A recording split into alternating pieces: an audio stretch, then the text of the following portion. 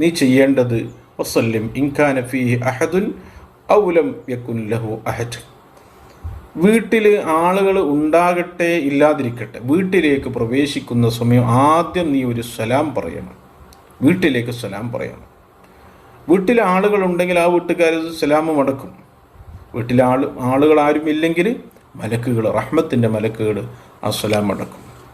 രണ്ടാമത് നീ ചെയ്യേണ്ടത് സുമ്മ സല്ലിം അലൈഹി, എനിക്കൊരു സലാം, ഒരു സ്വലാത്തും സലാമും ചൊല്ലിക്കും. എൻ്റെ മേലൊരു സ്വലാത്ത് ചൊല്ലിക്കോ, എൻ്റെ മേലൊരു സലാം ചൊല്ലിക്കോ. മൂന്നാമതായി നീ ചെയ്യേണ്ടത് വഖറ് സൂറത്തുൽ ഇഖ്ലാസ് മറത്തം വാഹിദ, ഒരു തവണ, ഒരു പ്രാവശ്യം സൂറത്തുൽ ഇഖ്ലാസ് ഓതിക്കോ, നിന്റെ ദാരിദ്ര്യം മാറും. ഈ 3 കാര്യം വീട്ടിലേക്ക് പ്രവേശിക്കുന്ന സമയം നാം ചെയ്താൽ നമ്മുടെ എല്ലാ പ്രശ്നങ്ങളും, വീട്ടിലെ പ്രശ്നങ്ങൾ, സ്വന്തമായ പ്രശ്നങ്ങൾ, ദാരിദ്ര്യം, കയ്യിൽ പൈസയില്ല, പണമില്ല, ജോലിയില്ല, വീട്ടിൽ രോഗങ്ങൾ, അതൊക്കെ അള്ളാഹു മാറ്റിത്തരും.